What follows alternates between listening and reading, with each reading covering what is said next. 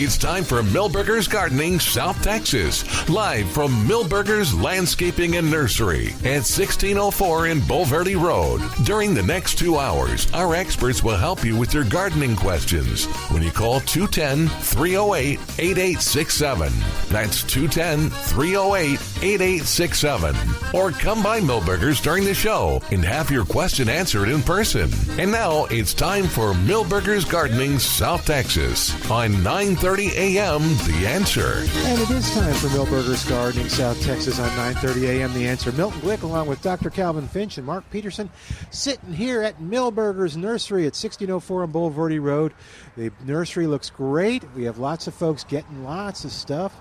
And we encourage you to come on by with your gardening halfway question. Pleasant. What's that? It is halfway. It's a nice breeze. It just we're not getting it. Yeah. But so look, the flags are going. But yeah, we encourage you to come on by and ask your gardening question in person or call us at 210-308-8867. 210-308-8867, Still here. 8867, the number to call. All right. So here, we'll turn Calvin down, and Mark, you and I will talk. So what's going on in your gardening world, sir? No, you're a little loud. I got you. Okay. It could be me. I've always been told No, that. you're fine. You're fine. My mother would tell me, use your indoor voice, Mark. That's when you were like at the football game. Take it down a notch. That'd be in the The house. Yeah, or yeah. It's okay. Use your indoor voice now. Okay. We got you mic'd up. All right. We've found some strange vines growing in our pots over in Lavaca. And I thought it was buffalo gourd. Have you ever seen buffalo gourd? It's it's larger than a golf ball, but size fruit. Okay. And it looks like a little melon. But the leaves didn't look right, and I thought it was maybe a different species. So I'm still researching it. I may have to take it into trace for expert analysis, determine what kind of it is. Because normal buffalo gourd has large, triangular, gray-green leaves, and it's a big vine. It scatters across the plains and prairies. This one was in a pot, and it had rounded leaves. And is it so? It's not normally a San Antonio thing. It's not really usually found in gardens because people usually freak out when they have this 8-foot, 10-foot vine strolling across the yard. Hey. So anyway, that's what I'm trying to figure that out. Cool. Richard's on the line at 210-308-8867, having a grass problem. Richard, what's going on, man? At St. Augustine in the backyard, if it wasn't for crabgrass, it wouldn't be green. But I've noticed some splotches of dead grass, and the only thing I can relate to is I had my roof replaced this week, and I'm assuming the shingles that were thrown off, whatever toxic element is in there, can do that to the grass. And if my hypothesis is correct, what's the remedy? Well, just time. If your analysis is correct. Now that I would guess it's more physical than chemical. Yeah, it could have been just on the grass for a long period of time, and even a short period of time of just an object on the grass shading actually would turn it yellow. Okay. Just kind of the same way when somebody parks in your boulevard or in the grass. Was that the same thing that happens when you use cardboard for weed and grass control? Yeah. Okay. But that is even hotter. Could it be something else? Do you want to talk about the symptoms a little bit more? No, it's like I said, it's just yellowing. Okay.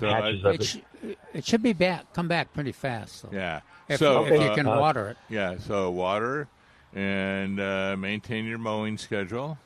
And you should be okay. All right. Second question is, when we moved into this house 10 years ago, we had a live oak in the front yard and common Bermuda. 10 years later, that canopy has gone from my driveway to the neighbor's driveway to past the sidewalk to the street. And I have zero grass under there. And I'm assuming that's because of no light. And just wondering, is there anything that would grow in that type of shade? Well, Probably no. That is one of the things that. Oh no grass. Yeah, no grass. Grass. Yeah. That's one of the things I write about a lot, and that we get several phone calls show. And for over the last 20 years, a lot of trees have matured exactly the way you described them. A lot of neighborhoods, and we're seeing the same thing. And folks are saying, "Well, gosh," so I recommend against. I say the first thing you look for is the shade, just like you did, and because if there's not at least 6 hours of sun, even San Augustine grass is not going to prosper in that situation. And zoysia takes more sun, and of course Bermuda takes full sun. So I'm just trying to avoid the HOAs sending me a letter saying, "Hey, why do you have dirt for a front yard?" Oh, the lovely HOA. City Ordinance 34-275-8 A and B. No HOA can tell you to install grass or irrigate it. That's a city ordinance. And excellent. That's the answer I needed to know. It just doesn't. There's no option for grass, but there are, as Mark implied, there are shade tolerating ground covers. We think of.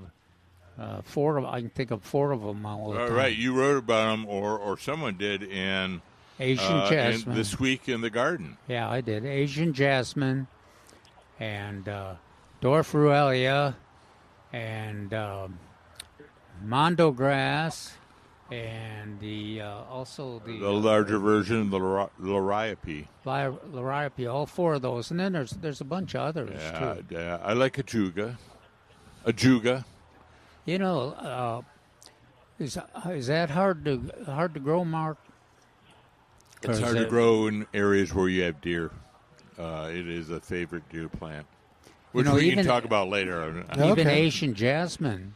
Yeah, will get surprised me how the deer will. And there's another one I like. It's called leadwort or dwarf plumago. That's another. Milberger's carries all these. Yeah. All right, we're going to see you in a minute.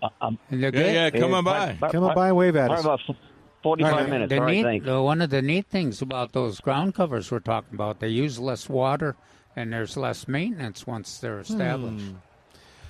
I may go with that way in a certain area. Hey, remember the wren question I told you was coming? Janice is on the line at 210-308-8867. Janice, welcome to Milberger's Gardening, South Texas. First-time caller, first-time listener? Yes, actually. Cool. Well, we got the bird guy right here. What's happening with this wren and sparrow? Okay. I have a wren nest outside of my back door that has been a wren nest for many years. And over the years, I've watched sparrows try to take them over, but never when there was a wren going in and out of the nest. So I was watching, and this wren was feeding the babies, taking the poop out. And then all of a sudden, when she was trying to feed the baby, the sparrow would stand in front of the nest and chase her away.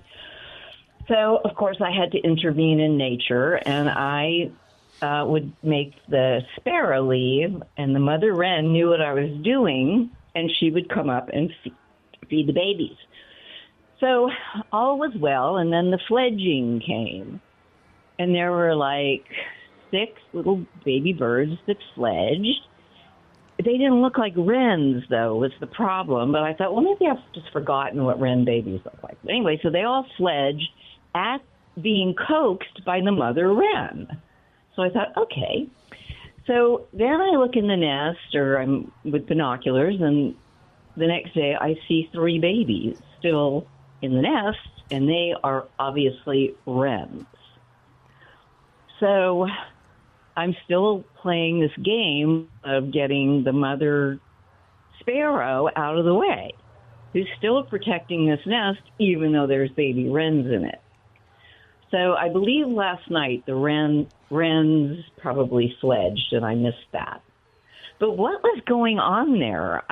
Did a sparrow lay eggs in a wren nest when it was occupied?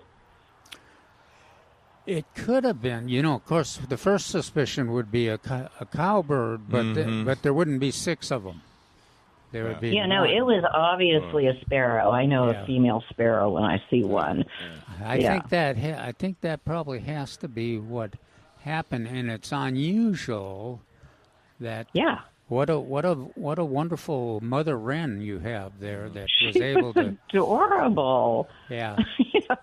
And, she would fight to get to those babies, and took care of the sparrows too. That's right. It's amazing.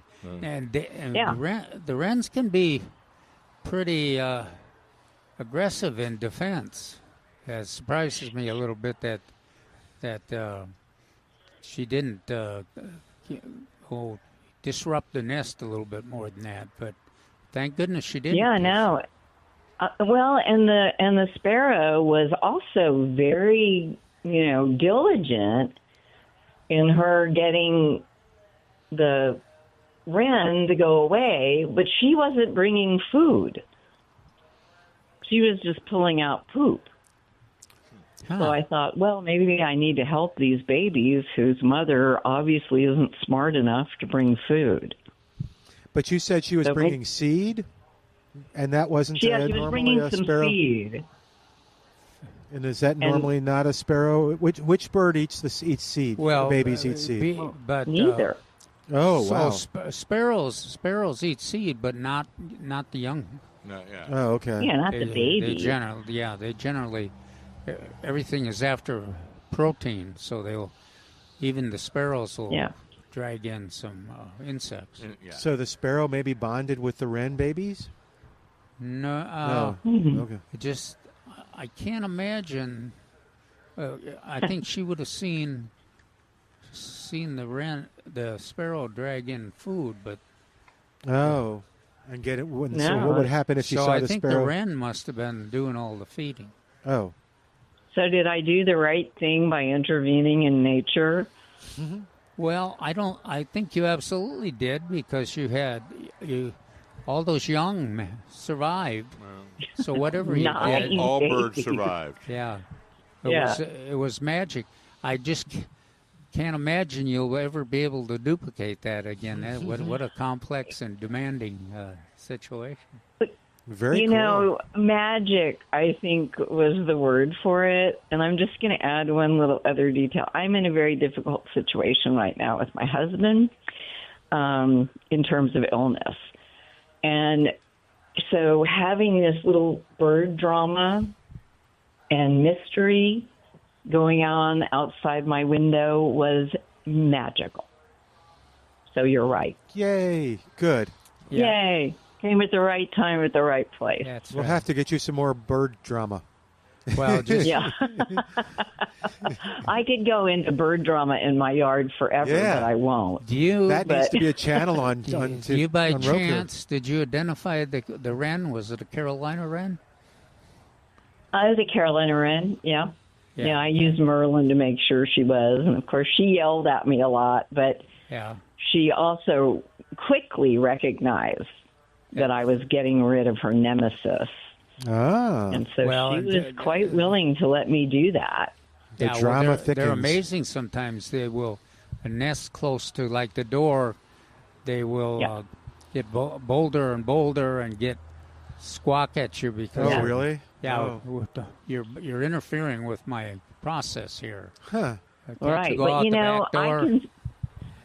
I can stand at the back door when if I don't know if it's the same pair, but I guess they are bolder when they pick a position like that, because I can stand at the door and I know she sees me, and she still brings them out of the nest and tries to get them to fledge.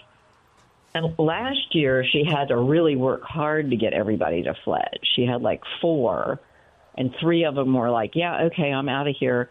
And the 4th one was like, no, I'm not going to do this today. Maybe never. I'm going back in the nest. She would come up with the food again, and the baby would be like, not now. Okay, so she finally came up and pushed her from behind, and the little one came down. Yeah. What and does I got getting great them to fledge pictures. mean? Huh? What does getting them to fledge mean, Calvin? Fly out at the. Okay, so getting to fly. It's ready for you To to, leave move, the nest. move on. Okay. Yeah. Now, do you know? Yeah, they're another standing on a ledge. Amazing thing is that she was talking about seven different young that survived and fledged, but and that wren is probably right now preparing another nest. Oh, really? Yeah. Oh, wow. I wouldn't be surprised. They'll no. quite often have two nests per year. Really? Wow, a year? Wow. Huh. We'll make Well, they're Calvin. busy little. Calvin will either And they're get probably jealous. bringing some food to some of those young that are still around in the yard, huh? Yeah, well, she may be hopefully she's taking a little vacation and maybe stopped at the resort and she's sitting out in the facial spa. Chair. Yeah. Yeah, she's at the suet right now. I can see her. Oh. Like I know which one is which, but I but I don't have a ton of them in the yard, so I guess it's the mother. Yeah, what My other new birds do you buddy. have? We'll make Calvin jealous, gosh. or he'll make you jealous by going, I have all those plus. Yeah. What do you got? Cardinals, blue jays, hummingbirds, Inca doves, regular doves, Mockingbirds. and lesser goldfinch. Lots of lesser goldfinch. Yeah. And some They're one of my some regular favorites. house finches. Oh, how can they not be? That yellow is just unbelievable, and they're so tiny. Do you grow any sunflower or what seems to I have attract salvia. them? Okay. I have salvia, and I have feeders, lots of feeders. Okay. Yeah. The Niger. And the lesser feeder. goldfinches go for the. Help me on the wildflower. Which one? Starts with C. The wildflower that. Coreopsis. Coreopsis. Yeah, they love that too. Yeah. Yeah, I need to get more flowers in my yard. I have Esperanza too. They might be attracted to that. But I've also seen that they love, the sock that you put the Niger in.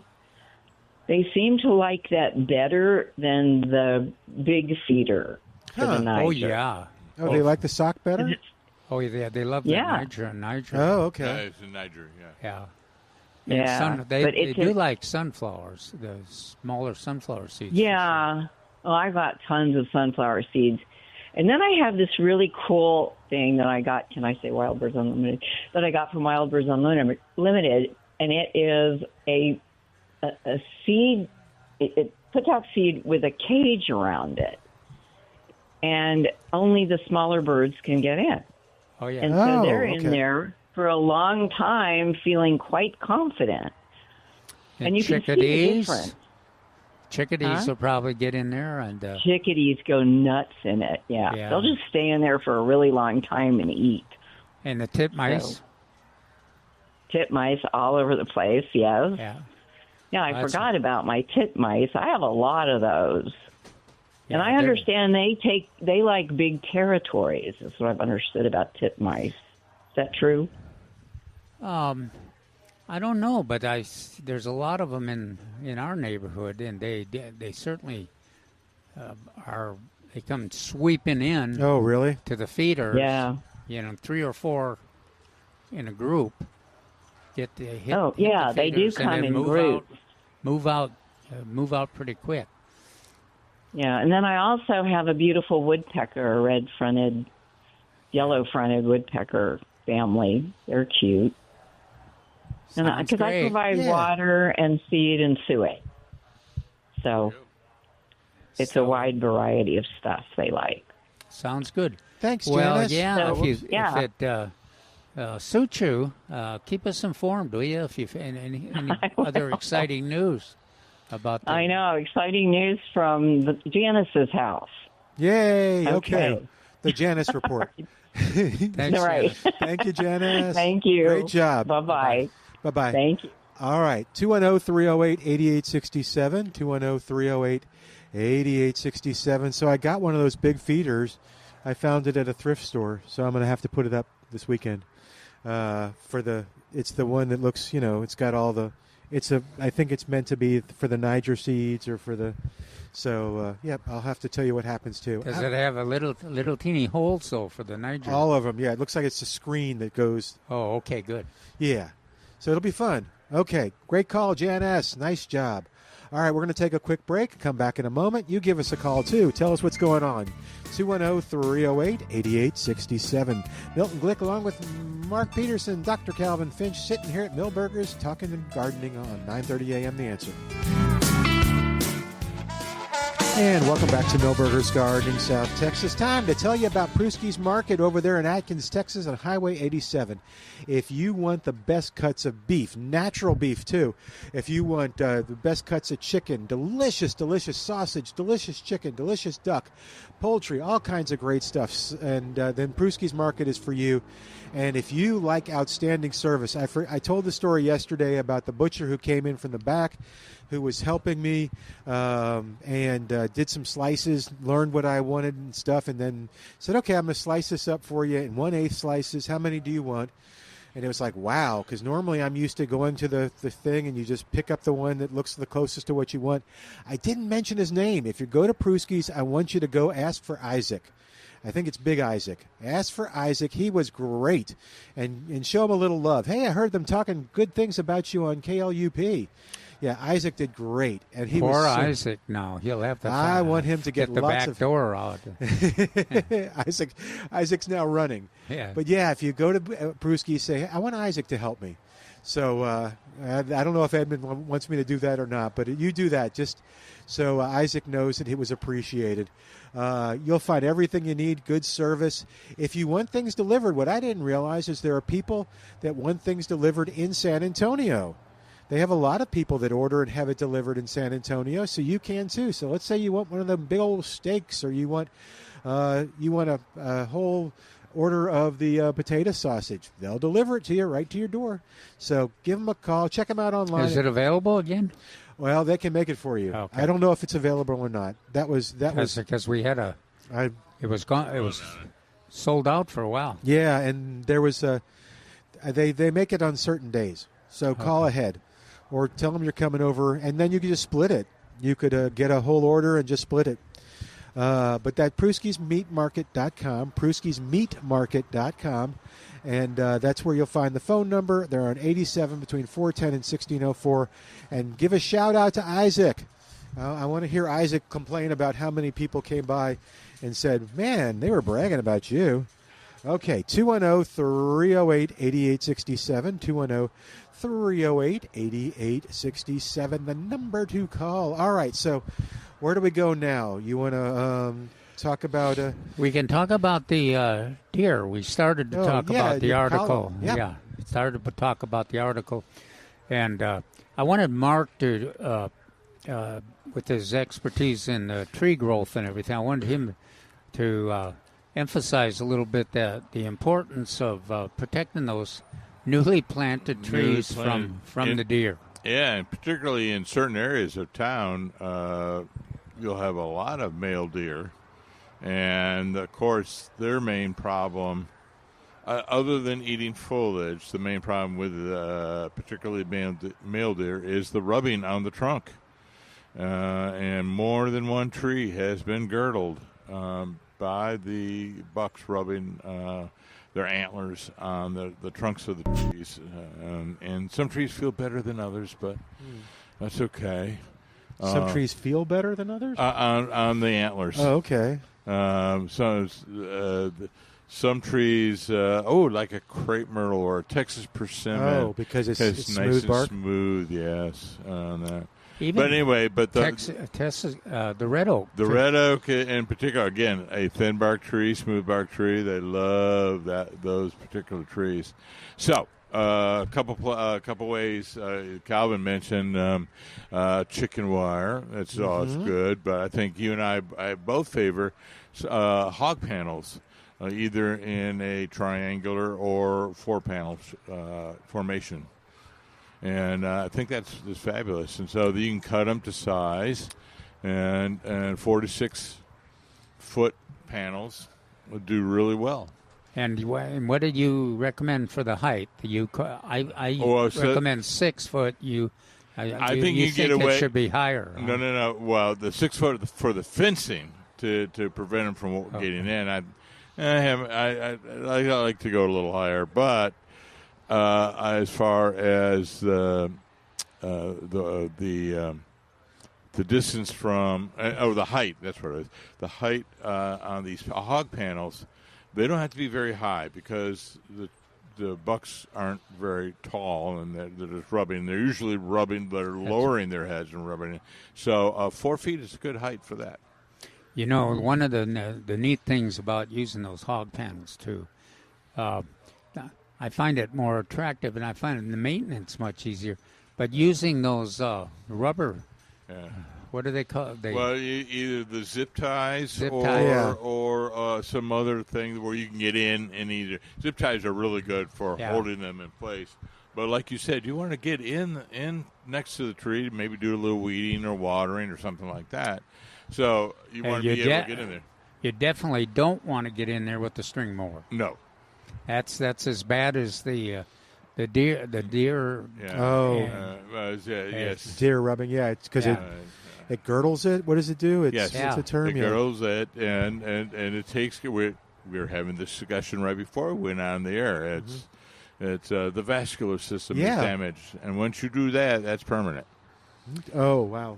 And if you get a girdle all the way around, which quite often happens on string mowers, then you have a dead tree. Yeah. Okay. But if you I experienced this with the Texas red oak.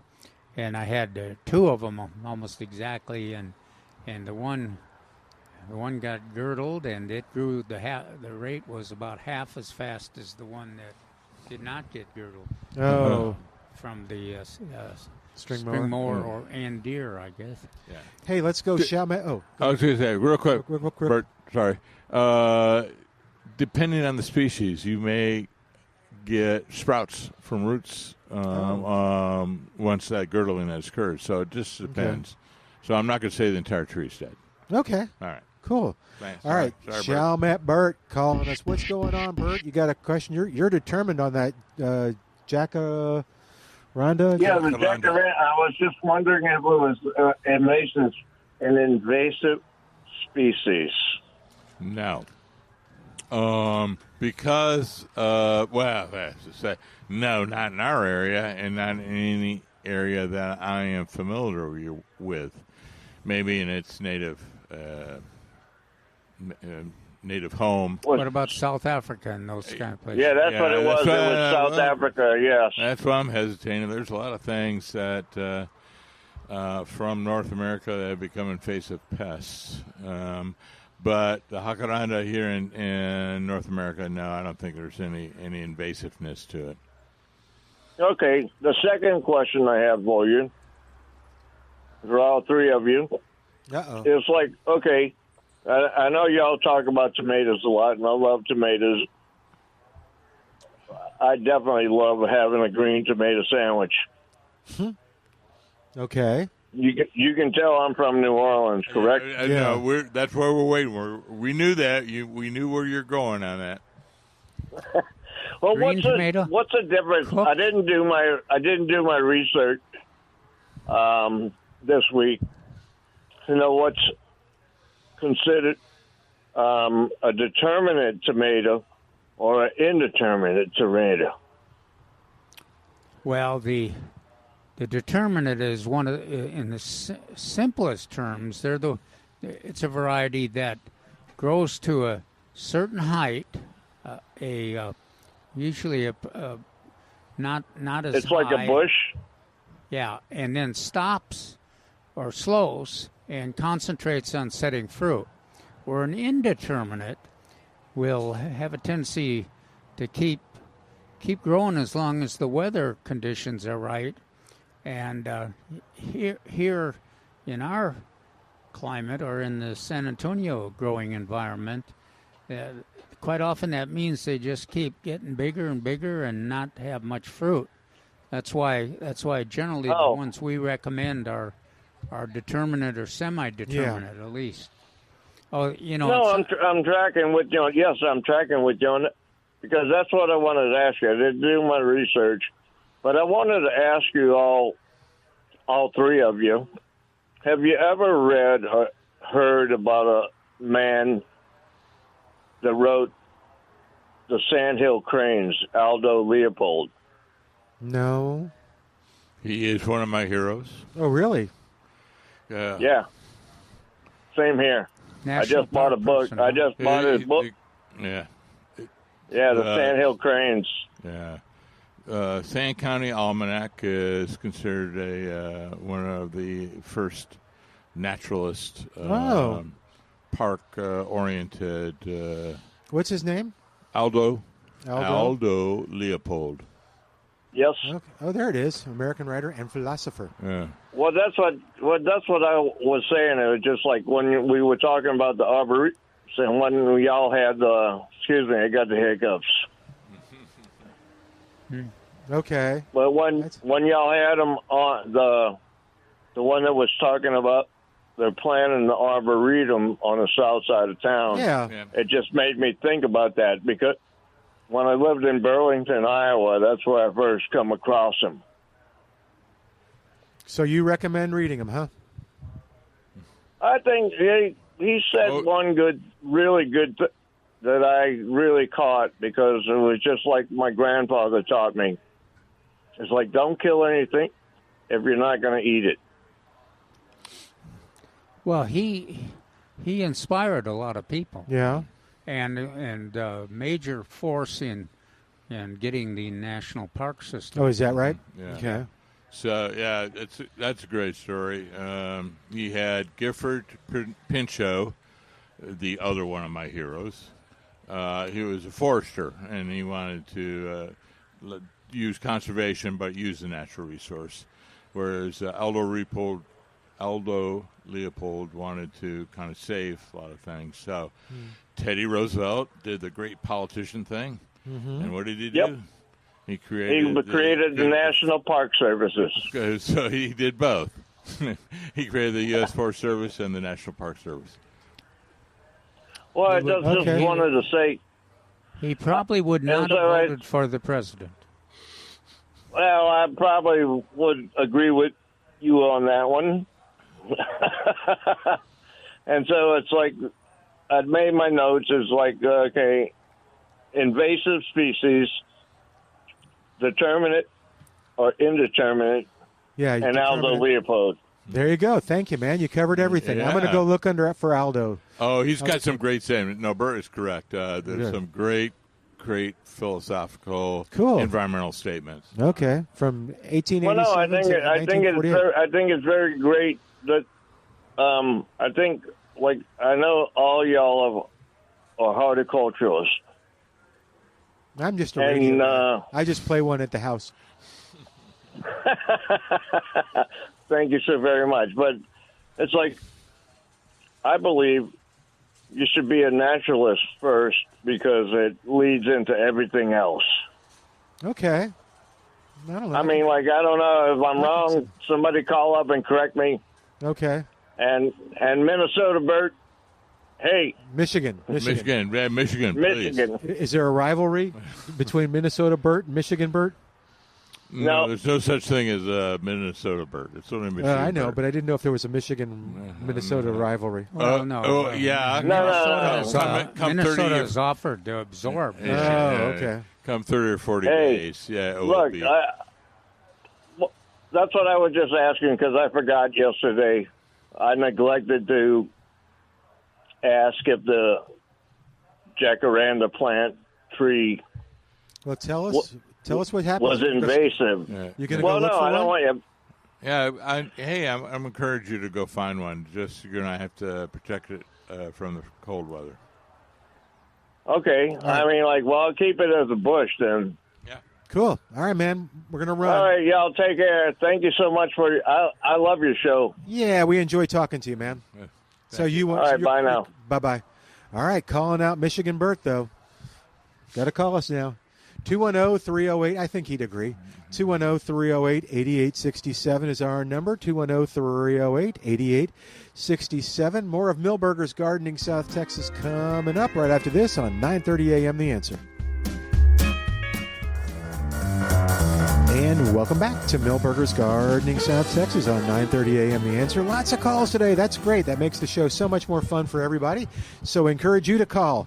In fact, we were talking the other day. Marty, if you're listening, we have not heard from you in a long time. We want to hear from you.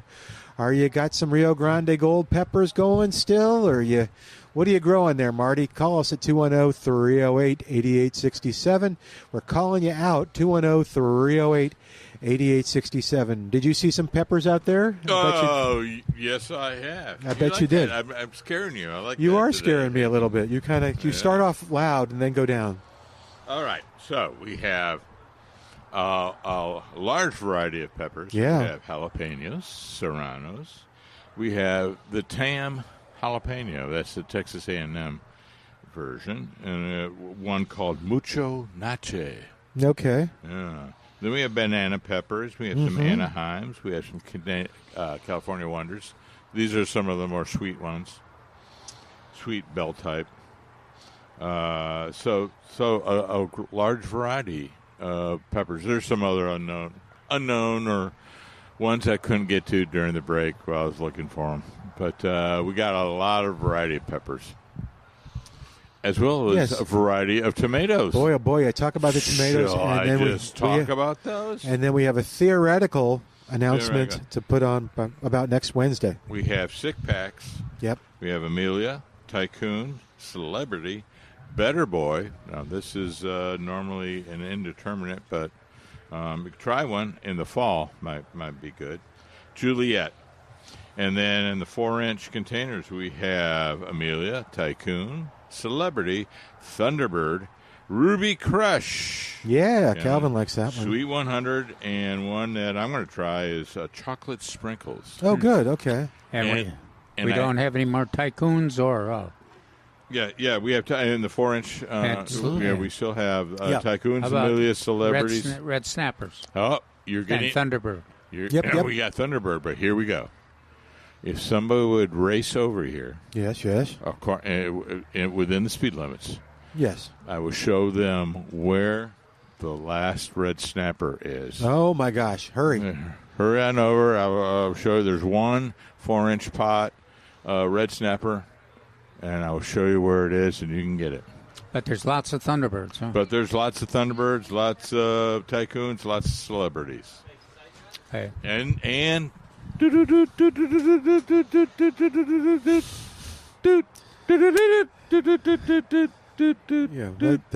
okay, theoretically. That got old kind of quicker than I expected. Yeah. Go ahead. Theoretically, well, what he called it by a different name, but it's not. It's PHN 968. PHN 968. Or what did they call that? They called that dwarf super cherry surprise. There we go. That will theoretically be coming Wednesday. And call ahead when it does come in. They will call you, right, Milton? Yep. So you can call 210. I'm on the list, waiting for my call. 210-497-3760. 210-497-3760. You can call right now and just tell them what you're looking for. And when it comes in, they'll call you. That's a great way to do it. That's how I got the what was it? The one that we like with the purple porterweed, because it was coming in on Wednesday and there was a limited supply. So, call 210-497-3760. If you didn't get the number, it's at milbergernursery.com. milbergernursery.com. But, yeah, that's great. Lots of peppers, and I'm trying to think. My Anaheim from way back is coming back now, and, which is cool. I'm trying to think of what I'm growing. I got was there a squash out there? Yes. Yeah. We have a few squash. It's a little early for the fall. I would maybe wait a couple of weeks. Oh, okay. But we have it here. Or if you want to be, let's see, what is it? The end of July. Yeah. And so you, at some point in August, you probably want to apply some you want to prepare the soil. Okay. And it's great if you can add a couple inches of compost, and also, we'll say 10 cups of 1959 for 100 square feet of a gardening bed, or you could use some of the winterizer fertilizer too. Nitrogen sources might be a little less expensive with the. And we'd be quicker as you're doing this early prep. So, yeah, that's a great idea. In between springtime and fall time gardens, we should be that intermediate period. It should be we should be preparing the beds. Okay, tell me what that means. It'll be a long list, both of seeded plants for the fall and also of transplants that'll be available. So, like, what should I do for the fall plants and to prepare the beds? Do I rotate them? Do I do something else? What Calvin was mentioning. We like to add compost and we like to add fertilizer. Okay, so I can add those now?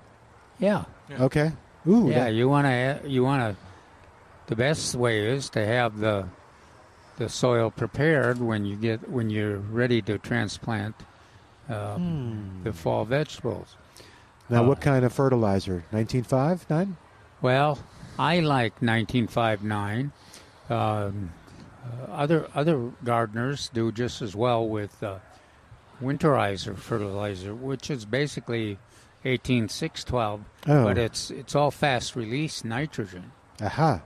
And is that what you want or no? I like the slow release, because we're talking about half of the nitrogen is turned loose right away, and then the other half is released over 3 or 4 months. Mm-hmm. And we're on these fall vegetables. We're talking about a relatively long season. Right. So we're going to be talking 60 days. Oh, from 60 or more days, so that your broccoli for the season or for the till you're planting. From your planting to from planting to harvest. When will we start planting? Well, I always think of it in terms of the end of August, 1st of September. Okay. So Labor Day. Yeah, if it's sometimes it's a little warm for some of the crops, but generally you catch up. And we're talking about seeded lettuce. We're talking about turnips. Talking about carrots, radishes, cabbage. And transplants. Oh, transplants. Yeah. Okay, you were talking about kale. Okay. So and you can be doing this stuff a little earlier. All these wonderful vegetables by seed, or by transplant. So my little cheat sheet that I always bring out this time of year. August, I'm going to focus in on tomatoes, squash, and peas. September, I'm going to do bush beans, broccoli, Brussels sprouts, cauliflower, cucumbers, cabbage. That's in the first part of the month.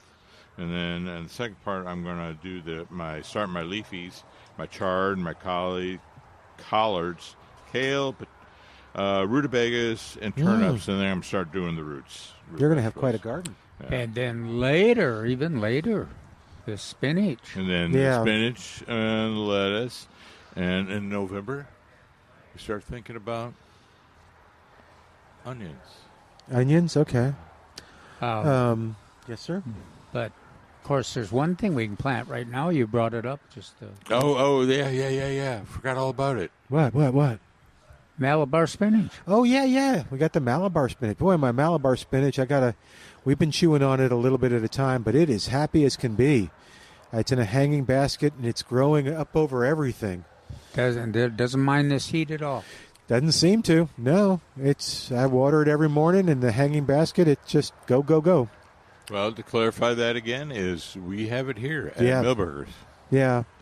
And that's a Chalmette Burt one, too. He likes that one, so. But yeah, so basically the same nutrition as a little less iron, a little more vitamin C. It had what you lose in some things. You get in others. So, but yeah, it was good. Good stuff. And nutrition wise, you can look it up. But yeah, and it making me look like a gardening genius, which isn't easy. Unless you know. Okay. What's that? Well, Mark's laughing because we know you better. We know you. Yeah, no, but I'm, when I can grow something and it doesn't take much work, it's like, I am so good at this. So yeah, the Malabar is like that. So you'll enjoy it. We have it. How much do we have? A lot of it or a little bit? Yeah, we have that whole end of the tray. Okay. So it looks like three flats. Okay. It has a nice, good taste to it too. It's stronger. Strong, I like it because it's very easy to grow. Yeah, extremely easy to grow. Mm-hmm. And what do you use it for? Just munching salad type things. Yeah, salad rather than recipes or a sandwich. I don't have any. Do you have a Malabar spinach recipe? No. Ask Bart. But spinach. I bet Bart has one. You would. I like spinach just boiled. Yeah, I was just doing it raw like a salad thing. I never used Malabar spinach for that, but I have used it for salad and just like you talked about with sandwiches. And do you have Malabar spinach? Oh yeah, I got one plant left. All right, so you got it survived, reseeded. Oh, how cool is that? Yeah. So you got to try it. That's a survivor plant. I remember that. Yeah. So you said you hadn't tried it in something. You haven't tried it in. Cheese and there's a lot of dishes that you got to try something with it. That you're just eating it boiled and how are you eating it? Yeah, I'm just mostly eating it just like you are with green. So I wonder, I guess we can use like just normal recipes, like if I want a spinach omelet, spinach and cheese. That's what I was thinking. That'd be a good one to start with. Okay, that's what I'm going to start with. I'll make some of that tomorrow. Or maybe we'll have breakfast for dinner. But yeah, and let's see. No, that's a good one. So if you if you like tough plants that taste good, and how long will it last till it freezes? Oh yeah. So I think there's temperature and day length involved. Okay. Oh yeah. Forgot about day length. So I don't know, around the latter part of October, first part of November, maybe it'll just kind of peter out. But save the seed, just like Calvin did. And that's that's a seed from a survivor. And there'll be pods that'll come up? Yes, no, what? Oh, yeah. You described it last winter about the seed production. Okay. Yeah. I don't remember. It's the black seed's pretty obvious. Okay. Is it kind of a string of seeds or seeds along a chain or something like that? Okay. Well, refresh your memory. Go get some. I'll go. Well, I have some. Okay. It's all that wine he drinks, I think. Oh, stop it, Mr. Scotch. Or what do you drink? The Irish whiskey? Irish whiskey, yeah. Yeah. Well, I talk about it. I don't drink as much as I would like. Yeah. Okay. Hey, if we've got a couple minutes left before we get to news. So remember I planted the seeds of the Meyer lemon that I had? Yeah. And I got like a 2-inch, maybe 3-inch plant that has not grown a bit. And now it's yellowing and browning. What size container is it in? It's in it's in the size of this laptop and then, that deep. What's it fertilized with? Okay, so maybe I need more fertilization. I did the Osmocote. Oh, Osmocote? Yeah, but I found some I bought a long time ago that was a powder type thing for fruits and veggies. So I used that. Maybe that was too much? Well, no, I don't think too much. If it's one of those that you dissolve in water, it's very dilute. Oh, shoot, I should have dissolved it maybe. I should have read the instructions. Yeah. Yeah, I just sprinkled it on the soil, which I think it said to do. Now, and give it a little next spring at least. But, okay. I wish it would grow a little more. Well, yeah. Okay, word of advice. If it comes in a powder, usually it's going to have to be mixed up with some water. Okay. Just saying. Okay. I did water it in, but that's not the same thing. Yeah. Okay, I have a half a bag left, so I will look at that. It did cheer up the pepper plant, though. The pepper plant was like, woohoo! I love this. Well, it would do the citrus too if it was in that you were watering it a little bit of that nutrient every 2 weeks or so. Okay, all right. I'll tell you more when I read the bag. All right. We need to get Steve Brown to give you advice on getting that. Yeah, call us, Steve. Help me out, will you? All right, 210-308-8867. Give us a call and tell us what's going on. Back after this with more of Milberger's Gardening South Texas on 9:30 a.m. The Answer. We're back with Milberger's Gardening South Texas, live from Milberger's Landscaping and Nursery at 1604 in Bulverde Road. Come out to visit or call us at 210-308-8867. That's 210-308-8867. And now back to Milberger's Gardening South Texas on 9:30 a.m. The Answer. And welcome back to Milberger's Gardening South Texas on 9:30 a.m. The Answer. Mary, would he like to ask this question on the air? Will you come on the air with us or no, Mark? We're doing a radio show. Would you like to come on the air with us and talk about what's going on? No, let him go. Okay. All right. 210-308-8867 is our number, or you can come like this man and not talk to us. While they're doing that, Milton, yes. we talk about the purple martins that... one of the staff people. And I got a question that you talked about that earlier. Remind me about my question. Remind me about my question after you talk about the purple martins that Cappy showed you. There was a picture of the purple martins in San Antonio in one of the parking lots at one of the HEBs, assembling just huge numbers of them, getting ready to head south into the Amazon. Right? Yeah. Oh.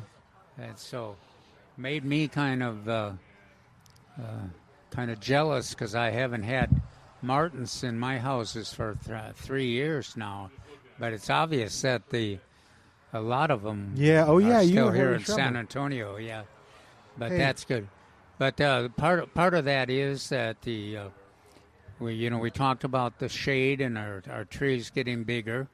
And purple martins kind of like an open, orderly landscape. They like golf courses and they like the edge of waterways and ponds and things.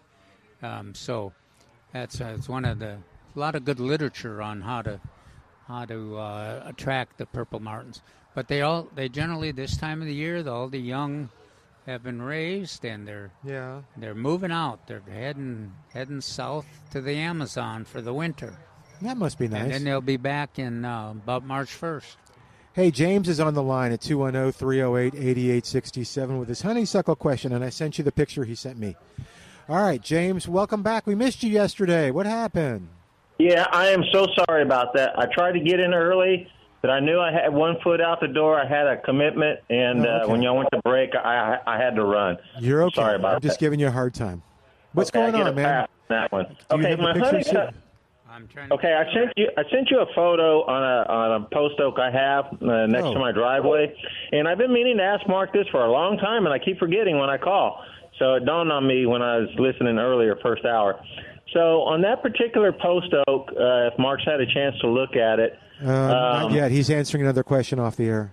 Okay, well, let me go to my honeysuckle question. Maybe Calvin can help me with this. I planted this honeysuckle a little over a year ago. I guess it was last spring, and on hog panels on a trellis. And it did pretty good last year. I kind of babied it, getting it established. Now, all of a sudden, within the past, when we started getting the rains, it started having terminal dieback at the end of the vines. The tallest vine's about 7 feet, roughly. And there's 3 honeysuckle plants separate on this trellis. And all 3 of them are starting to die back, not at the base. The bases are healthy and even blooming. It's just at the ends. The top ends are starting to die back. Is it a function maybe of too much rain? No, or what? That would be my guess. What kind of honeysuckle is it? Okay, it's one I got at a biggest box store, and I found it online because it's supposed to be non-invasive, is what I was looking for, and very fragrant, and it is very fragrant. And it is called Sweet, if I remember right, Sweet Sensations, like the scent of a flower, and it's very fragrant when it blooms. It's really nice, and that's one of the main reasons I got it, plus for the screening effect because it's on the west end of the patio. But ever since we got wet, it started having this dieback problem. And to add to that, it's kind of on the bottom of a slope where naturally the water pools when we get a lot of rain. So I'm thinking, is it too much water, and is it going to recover? Well, I think it will. It's hard to believe that a honeysuckle will be, not adjust to any kind of a situation. Obviously, you don't have deer there, do you? Well, I had lone one. I hadn't seen it in about a week, but not up close to the patio. No, okay. I haven't seen it here. Yeah, but I think you've diagnosed it correctly. That just sounds like it. Just the location where it is, the variety, and the rain that came up with. You didn't do any kind of probe, did you, to see if there's any kind of layering where the water is layered? Well, I'm not following you. What do you mean by that? You mean where it's standing water? Well, just a lot of times in a situation like that, where we get all that rain and you're at the kind of a bottom of a little slope there, and it's close to patios and garden beds, you'll get some kind of layering that some of the water penetrates and a lot of it doesn't, and it might pool. And all of the plants are showing that same symptom, huh? All three, yes. It started with the one in the middle, and now each on either side are starting to do the same.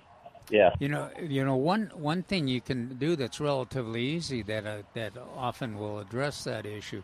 Do your little probe, but just do a little chopping at beside the plants a little bit, just to loosen that soil and help that water penetrate. Of course, now it's dry, maybe drying out again already. Welcome to South Texas. I guess what? I got another quarter-inch of rain last night. Yesterday afternoon. You're one of those. It's raining. It's raining here every day for going on a month, it seems like. I'm not complaining, but now it's killing my plants. Yeah. Take a little look at that, James, and see if you don't, because that kind of a end of a patio situation quite often will have that layering. Okay, so you're saying take just like a shovel or a hoe and kind of chop at the ground? Yeah, or a hoe will work, or some kind of a probe. So here's your little duty to go in the tool shed. Get yourself some heavy duty PVC, about 3 feet, and then chop off the end on an angle, on a 45-degree angle. Okay, make it a point. Okay. Make it a point, and then use that as dig down and see. You can pull up a core, in other words, and go, oh, that's pretty wet. And then also aerate at the same time. I got you. Okay, I've got some pieces of PVC for my well. I can do that. Okay. How deep would you core down? It's in sand, granted, so it shouldn't be difficult to do. So how deep should I try to do that? How big were those when you planted them? How deep did you? Oh, they were real small. They were like, I never even saw plants sold in quart containers before. But yeah, they were just quarts. Well, you probably wouldn't have to do it any deeper than 12 inches. Yeah, that's what it says. Okay, so get some air down in around the roots, I guess. Yeah. Well, also you're checking for moisture. I'm sure it's wet. I'm sure it's wet here. Yeah. Okay. Have you got a chance to look at that oak tree? No, Mark, I emailed you the picture. No, I haven't, James. There he goes. Yeah. Let me look at it. Okay. Open it up. I have another question for Mark, too. I mean, we can get to the oak another time. Okay, hang on. Let's one at a time. So Mark is now looking for it, so I'll provide some stalling music. Okay. You know, we haven't heard a lot about post oaks. That's what surprises me. Huh. I know. Because post oaks were notorious for being sensitive to changing environments. He's got the picture. That's my question. When y'all get a chance to look at this oak tree, it's native, of course, and I have not pruned it once since I've owned this property, 25 years now, 26 years. I've left it in its natural state as long as my other post oaks, because I know they're sensitive. So my concern is on this oak tree, because under the canopy, it has lantana, some Texas persimmons. It's got a few scrubby hackberries and a whole bunch of different stuff. And I don't want to disturb anything because I don't want to upset the tree. But it's getting really thick up against the trunk. Is all that understory growth detrimental to the tree, or just let it go? Okay. The quick answer to that is no. No what? No, he gave you two not, questions. And you No, it's not detrimental. Okay. That's the second part. The That's first question concern. is, what am I looking at? What am I looking at on this post oak? Is there anything wrong with it?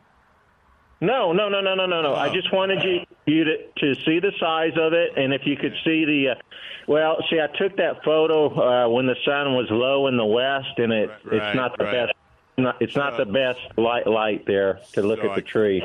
Apologize for that. I can't see that. See the lower canopy and against the trunk very well. However, as a general rule, if it's left natural, don't worry about it. Okay, so now, all this growth. James is obviously just thinks that the post oak is exactly like him. That this unusual rain is going to it can't be the same as it used to be because we never used to get any rain. Oh, well, just a little dab would do you for a post oak. So,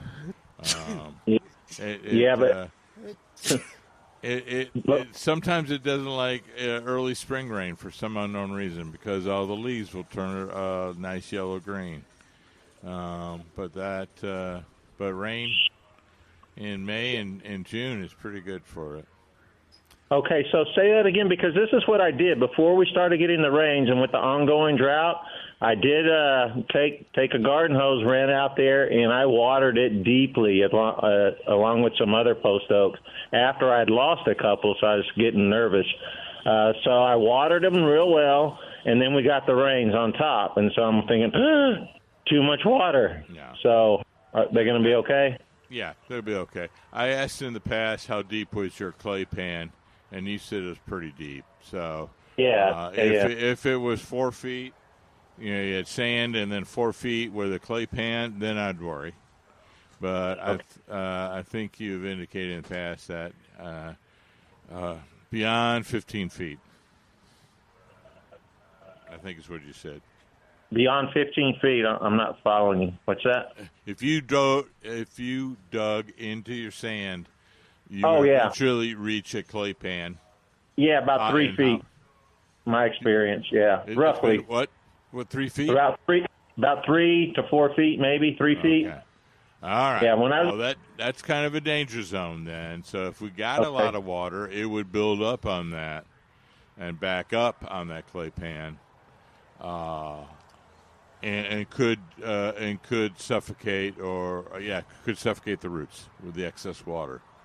Okay. I thought it was deeper. I'm sorry. I thought that's why I went, no. So if that is your case, if you have a 3 to 4 foot deep clay pan, soil that goes down, and then clay pan, always watch it. Moderate your water. If we don't get rainfall in May and June, or April, May, and June, then add some supplemental water. Okay, just that time, because I never water these trees ever because they're natural and they've been in here in the sand for hundreds of years or decades at least. And but just during this drought, I mean, I've watered them maybe once a year over the past 3 or 4 years because it's been just horrible. If you had to do it, you'd do it at that late-ish spring, early summer time. May, June. Because historically, when does our rain occur? Yes. It's at that time. So the I don't want to say the trees learn or plants learn, but they're adapted to rainfall at that period of time.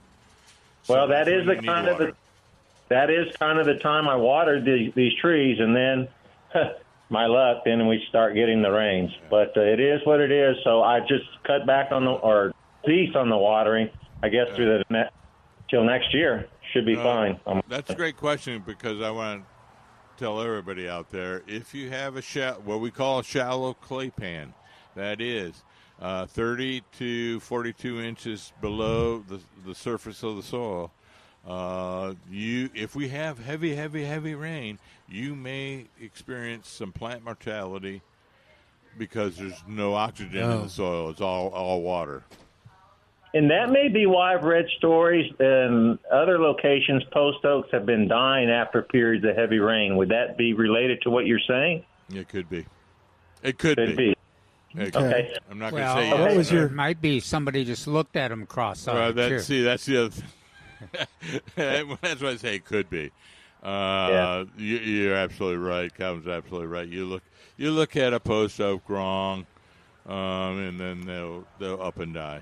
Well, what I always experienced or seemed like anytime anybody drove a truck over the roots or there was a little construction activity, repairing a road or something. Wow, it was tough on post oaks that were close.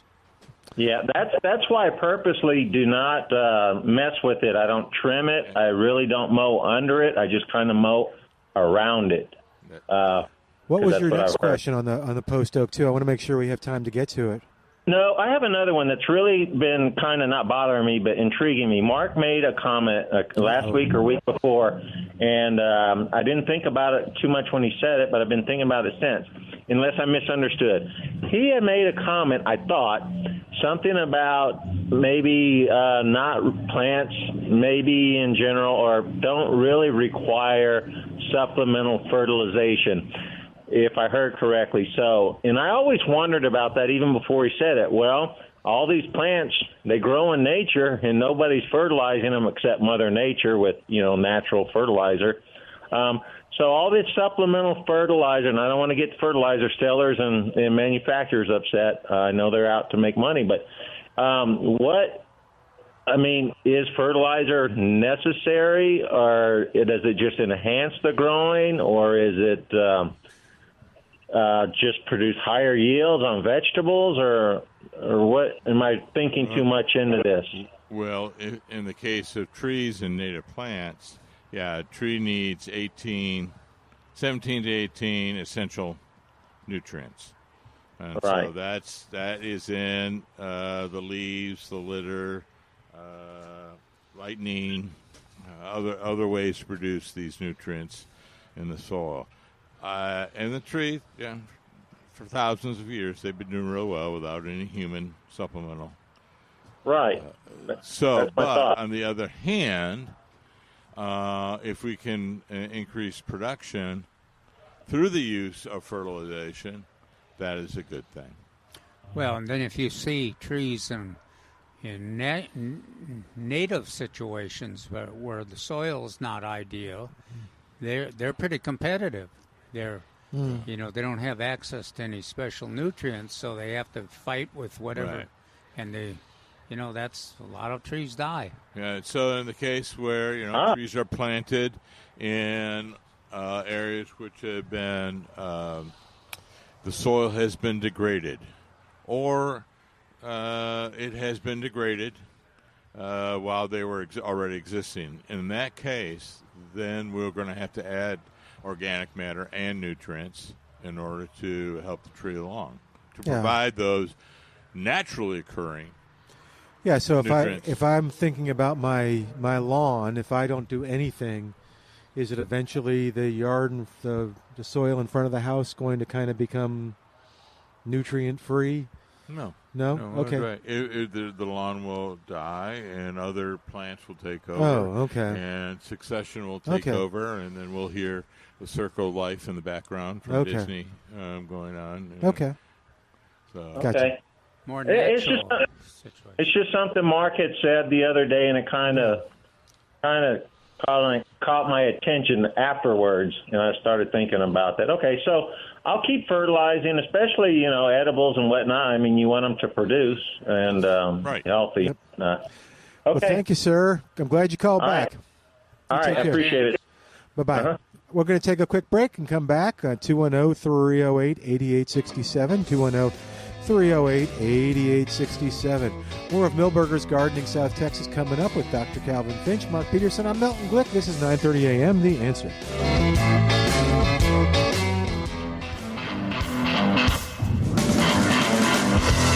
All right, welcome back to Milberger's Gardening South Texas on 9:30 a.m. The Answer.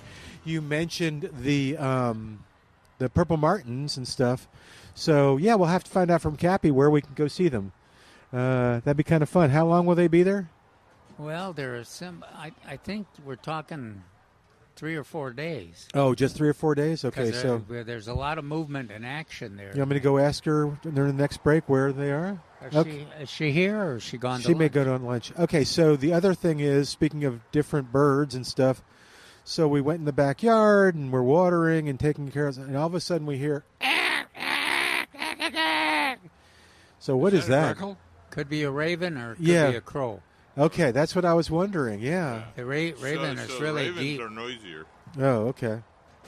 Ravens sound kind of eerie, Yeah.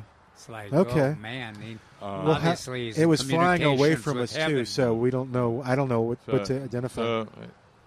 General rule, the ravens are bigger than the crows. Which is more common to San Antonio? Crows. Okay. See, ravens will come in from the Rocky Mountains. In and out. Oh, okay. And crows are kind of that way, too. That's why I hesitated. Okay. It depends on the neighborhood.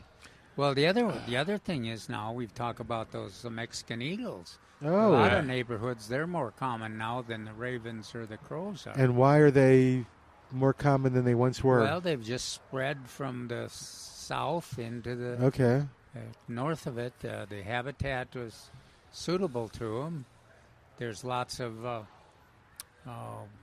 they're scavengers, and there's deer to get that get run over, and there's all kinds of squirrels and habitat. Lots of things for them to eat. So they're pretty successful. Mark, you had a question off the air. The guy came by. Mary had brought him by. So, what was? You all look like you were getting intense. It was intense, yes. Okay. So he had some dahlias, and you don't often see them in San Antonio. But they're often seen in Mexico and Central America, and they're grown by tubers. I was just checking on my little hand computer here. Oh, okay. On tubers, and they're very frost sensitive, so maybe that's why we don't see them very often here in San Antonio. But he had some insects, and he also had powdery mildew. And so I said, do you get enough air circulation? And then he pulled back or he gave me another photo, which was further away, and it appeared he did have pretty good airflow. I still think that was part of the problem. Oh, okay. Especially with the humidity has been the way it's been these last few days. So we get high humidity, and you have limited airflow, and you may have some nice quality sun, and you're going to get all kinds of pest problems. Well, what is the plant that blooms that grows in the shade that we had so much trouble with? It's a shrub. Has that same problem with the one of the ways we more successly grew it was we had plenty of space and air movement. Yeah, I remember us talking about it, but at the botanical gardens, they had a bunch of them growing. But yeah, there's a few plants that are like that are real sensitive to to the availability of air movement. So this one had both powdery mildew and aphids, and so I just recommend kind of the new pesticide de-rigueur is spinosad soap, so which we have here. Yeah, and so that takes care of a problem, kills and washes away the eggs too. So that's good for the aphids, and powdery mildew is very easy. I never worry about powdery mildew. You mix a little baking soda in with a weak solution and wipe it away. Just wipe it away off the leaves. So powdery mildew doesn't get into the leaf. Simply put, it just is existing on the top of the leaf. You can just take care of it that way. Anyway, that was a good question from the crowd, but it wasn't a plant I dealt with for a long time. And so I had to look it up on my hand computer just to make sure. But in general, it's pretty easy. When you see these types of pests, aphids, spider mites, scale, powdery mildew, you're going, all right, what's the humidity? High. What's the airflow? Do they have enough sunlight? Dahlias grow in the north, though, don't they? Yeah. So, sorry. I was saying they grow it as an annual. Yeah.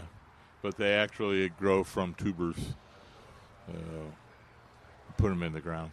But yeah, so that was a common one. That's why I knew what it was, just because we grew it as a short summer annual.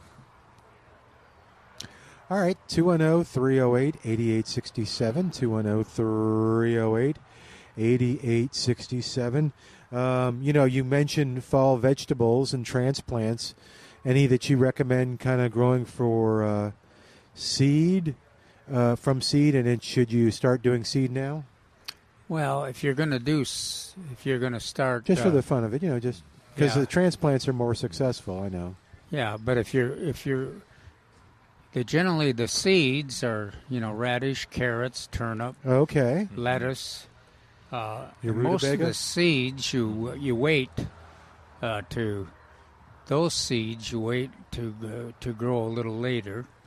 If you're trying to grow the greens though with seed, and we generally don't most of the time, but you'd need to get those seeds started pretty soon because they're you want to get enough growth going so that you can get a lot of growth before you get into the winter time.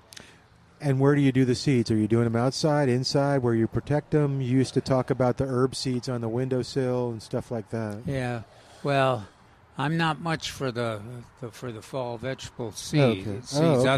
Other than the ones that like the radishes and carrots and turnips and rutabagas and lettuce, and those you plant them directly in the garden. Yeah, and so you're not sprouting them first. No. Okay. No.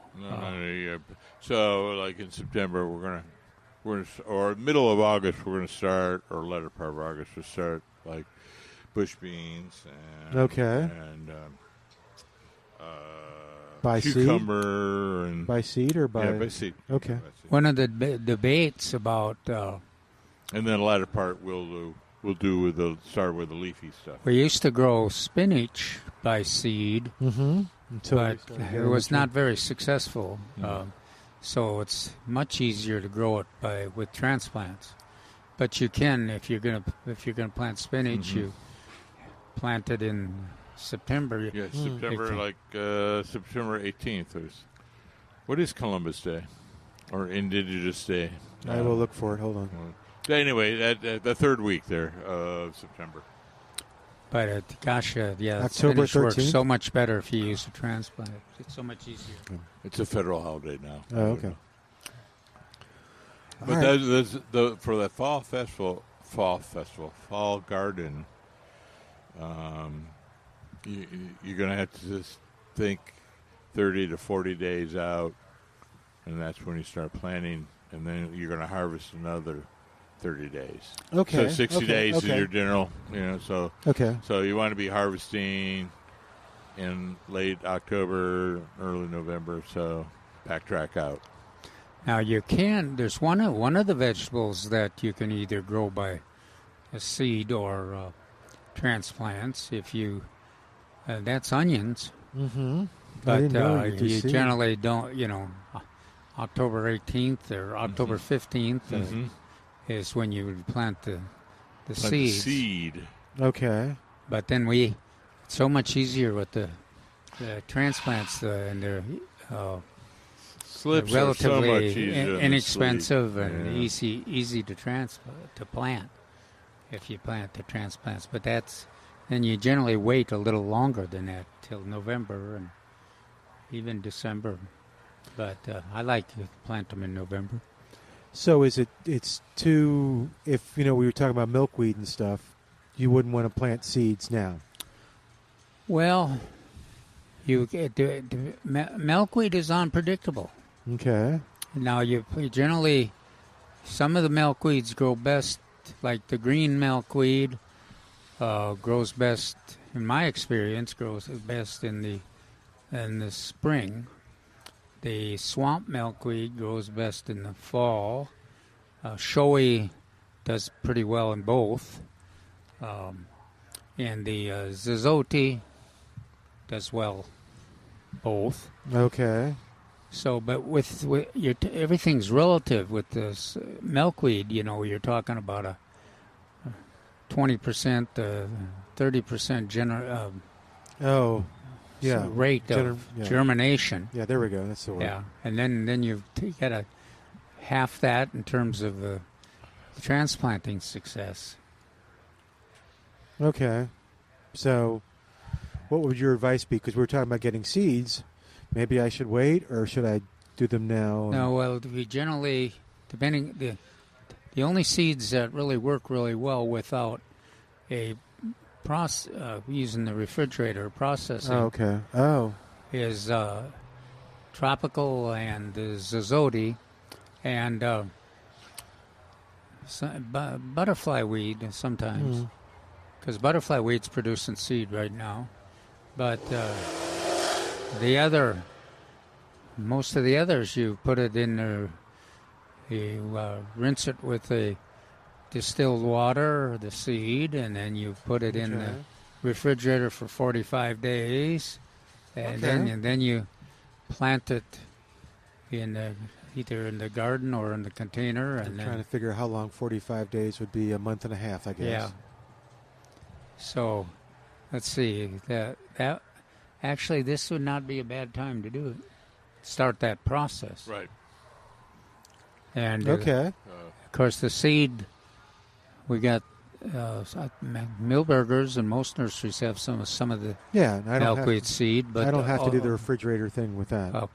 Also, Native American Seed Company's got all the seed in various quantity. You could get a huge quantity, or you can get small quantity, and they've got a lot of instructions.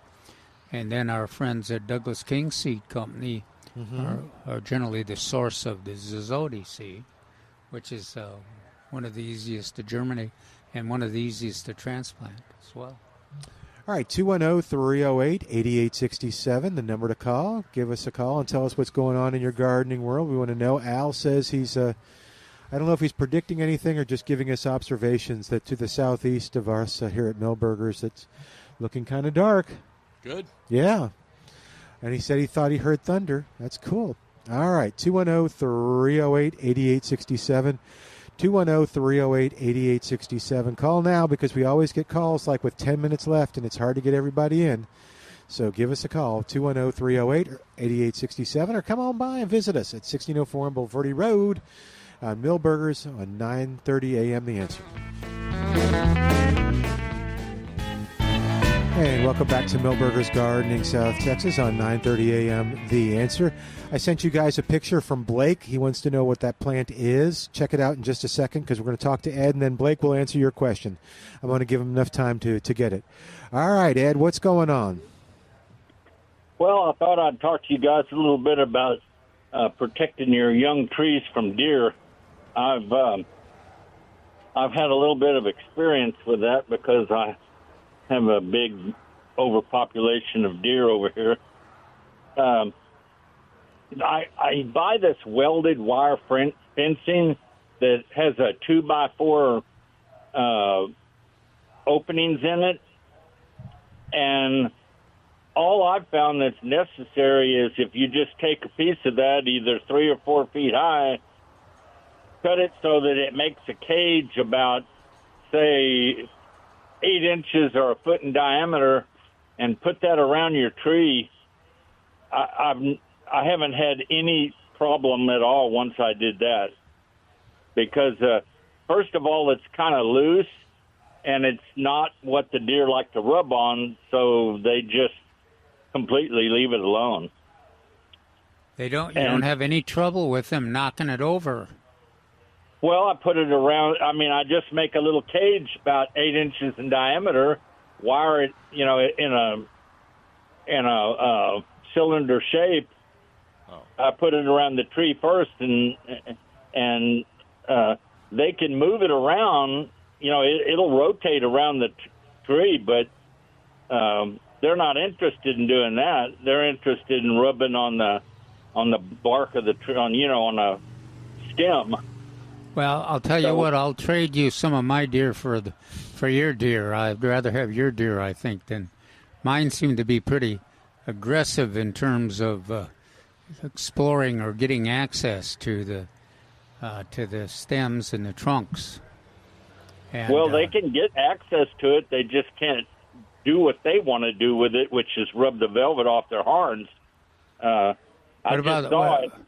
about the does? They ignored it too? They don't go after it? No, does don't rub on anything. Now, you have to, before you do this, you have to wait till I put about a 5-foot diameter cage around my trees until they get about, maybe 6 feet tall. And then once I remove that and I just put the little ring around them to keep the bucks from rubbing. Okay. All right. Whoop. Did we lose you? I don't know. I think so. No. Oh, okay. What else? Have you ever heard of a knockwit tree? Oh, yeah. I got a few of them in my yard. That's one of Calvin's favorites. And I've grown to like it. Are most of the ones you've seen have a white flower? Yes. Whitish to a slightly pink coloration. Well, yeah, so both of those. I saw one over on the south side that had a white flower, but it had some pretty prominent stripes that were sort of wine-colored in it, and I've been trying to figure out how to take over there and get some seeds off of that tree. Well, yeah, that sounds good. Yeah. A tree that deserves to be looked at a little bit more often. I like it because it's so dense, and the birds love it for cover. And then, of course, it produces a lot of berries that they're for 2 months. Mine have been eating the berries. And sometimes the berries get very ripe and start to ferment. Oh, and then you have drunken birds? Yeah. Oh, that's sad. I think I heard y'all talking earlier about a mulberry tree.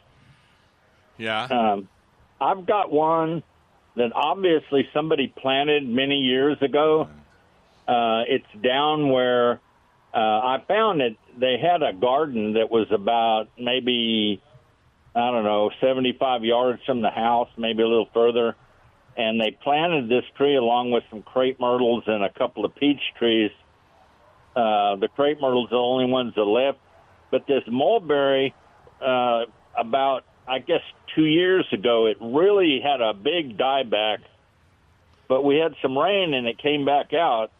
But this particular one has a red-colored fruit on it that's sort of sweet. Mm-hmm. There's a native red mulberry. I'm having a little trouble today. Mm-hmm. All right. Okay. It's okay. A red mulberry. And then there's introduced non-native white mulberry, although the white mulberry also produces red mulberries, so it's kind of hard to tell the difference.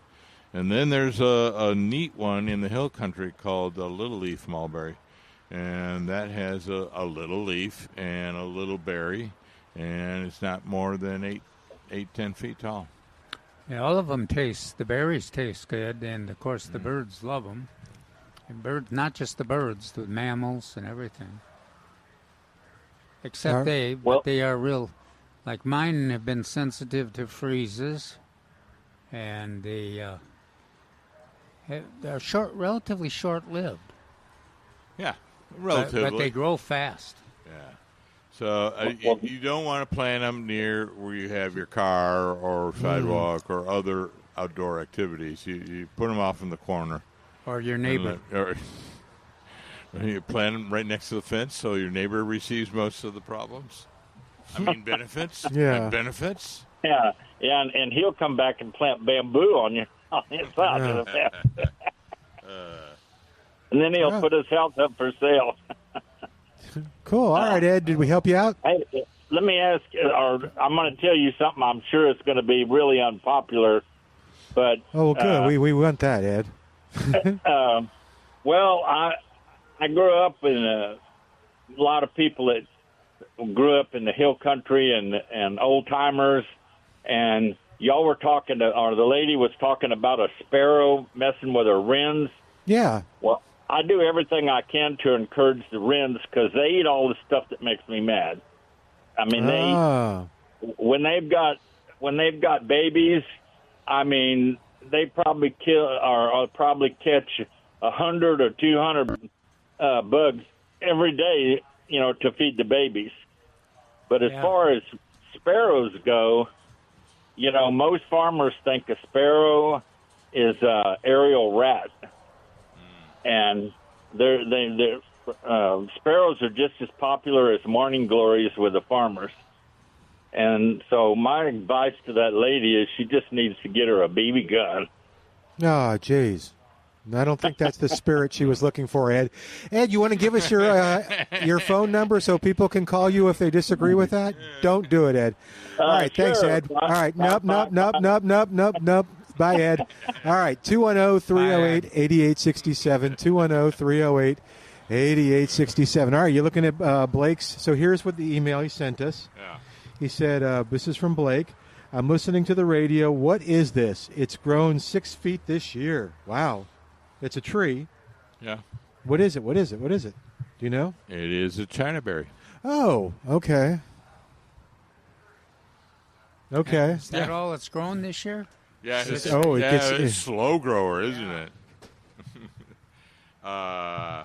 It has a place. It's not one of my favorite trees, but I actually wanted to create an industry called Texas River Mahogany. Yeah, but it was me and Rob and some other people. And Johnson City Joe. Yeah, Johnson City Joe. There you go. Yeah. But it was not to be. But they can get out of hand. Yeah. And they're real sensitive to the cold. Yeah. And so you grow real fast, and then you're faced with a 40-foot tall tree. So his dead and well, look how close his is to his house. Yeah, is this an issue? That's an issue.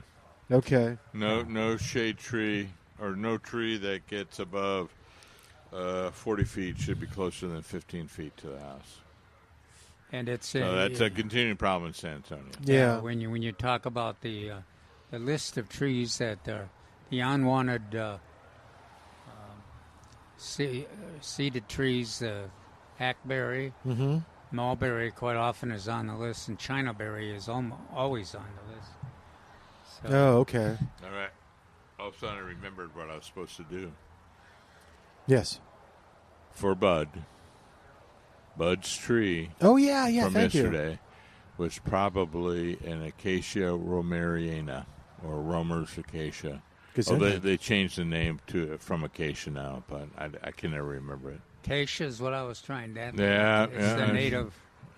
So he said a tall, spindly tree with feathery foliage and had a white flower. Oh. Well, the only one that I could think of that fit that description was Romer's acacia. It is found here in San Antonio and in the Hill Country. It's a very common one. What if it's got a yellow? Mine has yellow flowers. Is it a Weisach? No, it's not a Weisach. Or is it a golden lead ball? Lucina. Yeah, it really looks like an acacia. Looks like an acacia to me. Okay, well, that is a huge family, and of course, botanists even have jobs, and so they changed all the names and split the families up. But I still go by the name acacia. Yeah, really has a tropical look. Yeah, so there, it's a big family. There's white brush, kidney wood is another famous one. That might be it. I'd have to look at the leaves. Now there's quite a few of them grow in my neighborhood. Yeah. So that's kind of where the Hill Country starts. So you have a lot of that kind of stuff in that area. But there are a lot of spindly trees with feathery foliage and flowers that are white or yellow or even a light peach. Does it have thorns? Yeah. Cat claw acacia is another name. Yeah, not savage. But No, just little ones. But it does have thorns. Yeah. All right, got a couple minutes left. I have another question for you. Okay. So, I don't know. I should take a picture, but so between our shed, there's about a 1 foot, 2 foot gap between our fence, and the shed. Okay, and so I got in there last week because it was brush pickup, and it was all ligustrum, and I just went through it, and now I don't have anything between the shed. Now, you can't really see anything. I mean, you can't see. It's not like decorative where you could see it from the window. I'm trying to think, should I put something in there, leave it barren? Leave it barren. Okay. Nature will take over. Did you? Oh, yeah. Did you use the? I did. Killer? Yeah. Oh, see, that's the first thing I was. I had my paintbrush ready to go. Yeah. Ask him that. That's what I was when I was trying to find your. Fig seedling with the fig. Oh dear. That's what I spent all the time. Oh, getting chewed up. Trying to get hackberries, spiny hackberries, and other unwanted seedlings that are meshed in the fig. Yeah. I have determined that it's perhaps best for me to wear a long sleeve shirt while doing gardening. Welding gloves work well too. Really? No, it's just because I get all scraped up. It doesn't take much, and look, I got all these little bumps and things and little cuts, and yeah. And if you take scars. Any medications for shoot, I didn't blood flow, you really bleed. Yeah, oh yeah. Mm-hmm. Oh, okay. Yeah, I was trying to think of if I could put something, but maybe I'll just leave it. I was thinking I could put some grass in there, get some St. Augustine, and get it grassy, but then I can't cut it because the lawnmower won't go back there. So I'll just leave it. Maybe I'll do rock. Is it going to erode with rain? In the rain, no. Do you have a little unevenness between your neighbor and yourself? I mean, soil-wise, not anything. No, else, I understand. No, it's pretty flat between the two. Okay. So, okay. We'll see what happens. I could plant my sunflowers in there. No, well, they like full they want sun. Yeah, I know.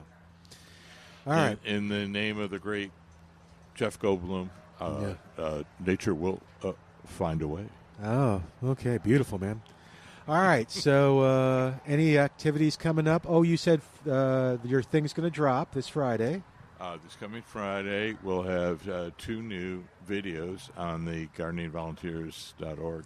Okay. This Saturday, we'll have a blood drive here at Milberger's. You can find that at milbergernursery.com. I cut you off. What were the topics? Did you want to bring that up or just... what? On what you're dropping. No. Okay. Let it be a mystery. I urge everyone to go. It'll be a mystery. Go to millburgernursery.com and find out about the blood drive. Blood is in demand right now. The supply is low, so you can help out. Millburgers will give you a $10 gift certificate just for going through the process. All right. Thanks to Al for doing a great job. Thanks to you for listening. I'm Milton Glueck. See you next week on 9:30 a.m. The Answer.